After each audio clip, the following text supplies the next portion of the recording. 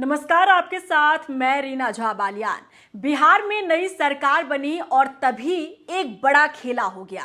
बिहार सरकार में एक ऐसा शख्स मंत्री बन गया जिसने ना तो विधानसभा का चुनाव लड़ा, ना विधायक बना और ना ही वो विधान परिषद का सदस्य है। बावजूद इसके वो नीतीश कैबिनेट में एंट्री ले गया और मंत्री बन गया। बात कर रहे हैं दीपक प्रकाश की, जिनके नाम की इन दिनों खूब चर्चा हो रही है। दीपक प्रकाश सोशल मीडिया पर वायरल चेहरा बन गए हैं। दरअसल बिहार सरकार के शपथ ग्रहण समारोह के दौरान जब वो मंच पर शपथ लेने के लिए पहुंचे तो सब दंग रह गए। एक तो उनका साधारण पहनावा, मानो अभी दोस्त की टोली को छोड़कर सीधा मंच पर शपथ लेने के लिए पहुंच गए हों। दूसरा, बिना चुनाव लड़े मंत्री पद मिल जाना। अब इसका जवाब अगर आप तलाशेंगे तो पता चलेगा कि राजनीति में कभी भी कुछ भी हो सकता है। विपक्ष पर परिवारवाद का आरोप लगाने वाले प्रधानमंत्री नरेंद्र मोदी खुद मंच पर बैठकर एनडीए में परिवारवाद को बढ़ता चुपचाप देख रहे थे। दरअसल दीपक प्रकाश उपेंद्र कुशवाहा के बेटे हैं। बिहार विधानसभा चुनाव में उपेंद्र कुशवाहा की पार्टी राष्ट्रीय लोक मोर्चा ने अपनी पहली ही एंट्री में बड़ा राजनीतिक संदेश दे दिया। पार्टी को एनडीए गठबंधन में 6 सीटों पर चुनाव लड़ने का मौका मिला, जिनमें से 4 सीटों पर पार्टी ने जीत हासिल की। खुद उपेंद्र कुशवाहा राज्यसभा सांसद हैं, उनकी पत्नी स्नेहलता विधायक बनी हैं और अब उनके बेटे दीपक प्रकाश ने नीतीश कुमार की कैबिनेट में मंत्री पद की शपथ ले ली। इससे साफ है कि कुशवाहा ने इस चुनाव के जरिए न सिर्फ अपनी पार्टी को मजबूत किया बल्कि परिवार को भी राजनीति में पूरी तरह से सेट कर दिया है।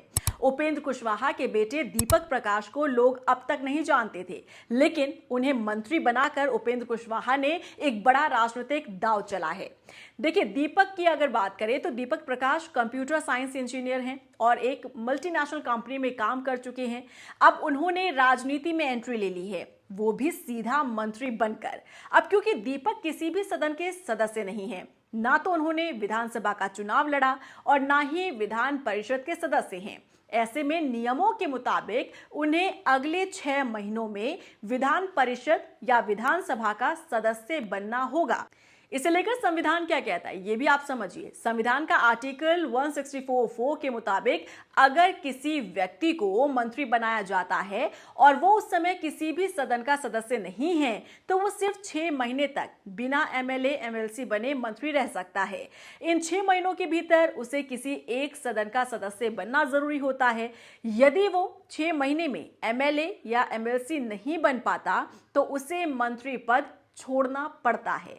अब आरएलएम के 4 विधायकों में से किसी को भी मौका ना देकर सीधा अपने बेटे को मंत्री बनाना उपेंद्र कुशवाहा की फैमिली पॉलिटिक्स स्ट्रैटेजी मानी जा रही है, क्योंकि सिर्फ 3 साल में उपेंद्र कुशवाहा ने राजनीति में अपने पूरे परिवार को सेट कर देने का काम किया है। देखिए, उपेंद्र कुशवाहा ने 20 फरवरी 2023 को राष्ट्रीय लोक मोर्चा पार्टी बनाई थी और मात्र 3 साल के भीतर पहली विधानसभा चुनाव लड़कर पार्टी ने 4 सीटों पर जीत हासिल की। बाजपट्टी, मधुबनी, सासाराम और दिनारा, इन 4 सीटों पर आरएलएम उम्मीदवारों ने शानदार जीत दर्ज की है। सासाराम से उपेंद्र कुशवाहा की पत्नी स्नेहलता ने 25,000 से ज्यादा वोटों से जीत हासिल की। मधुबनी और बाजपट्टी में भी आरएलएम ने मजबूत प्रदर्शन किया। अब बेटे दीपक को मंत्री बनवाकर कुशवाहा ने आने वाले सालों के लिए अपनी पारिवारिक राजनीति को मजबूत कर लिया है। सियासी जानकारों का मानना है कि परिवार से लेकर पार्टी तक उपेंद्र कुशवाहा ने जिस सधे और सुनियोजित तरीके से हर मोहरा बिठाया है वो उनके परिवार को सेट करने की रणनीति साफ उजागर करता है। और वाकई में ये एक बड़ी छलांग है। किसी भी सियासी दल के लिए अपने पैर जमाने में ही इतना टाइम लग जाता है किसी भी पॉलिटिकल पार्टी को, लेकिन उपेंद्र कुशवाहा की पार्टी 2023 में आती है और ये पहला विधानसभा चुनाव था जिसमें वो 6 सीटों पर प्रत्याशी उतारते हैं। 4 प्रत्याशी जीतने में कामयाब होते हैं और देखिए, पहली ही विधानसभा चुनाव में उन्होंने अपनी पत्नी को विधायक बनाया और बेटे को मंत्री बना दिया है। और इसे कहा जा रहा है कि दिमाग से चले उपेंद्र कुशवाहा, क्योंकि खुद राज्यसभा सांसद हैं, पत्नी विधायक बन गई हैं और बेटा मंत्री बन गया है, वो भी बिना विधानसभा चुनाव लड़े, बिना विधायक बने, बिना विधान परिषद का सदस्य हुए। अब कहा यह जा रहा है कि उपेंद्र कुशवाहा की ये सोची समझी पॉलिटिक्स हो सकती है, क्योंकि आप समझिए इस बात को, 6 प्रत्याशी चुनावी मैदान में उतरते हैं, जिनमें से 4 जीतने में कामयाब होते हैं। इन चारों विधायकों में से किसी को भी मंत्री पद ना देना और सिर्फ अपने बेटे को सीधा मंच तक पहुंचा देना। जब वो मंच पर पहुंचे दीपक प्रकाश, तब उस वक्त लोगों की आंखें फटी की फटी रह गई। लोग हैरानी जताने लगे कि एक तो युवा नेता, ऊपर से जिस तरीके से वो मंच पर पहुंचे थे, ऐसा लग रहा था कि कोई अपने दोस्तों के बीच खेलकूद कर रहा था और अचानक से फोन आया कि भैया आपको मंत्री बनाया जा रहा है। वो सीधा मंच पर पहुंचे और शपथ लेने लगे। तो ये जो तस्वीर है ये भी खूब चर्चाओं में और सुर्खियों में रही।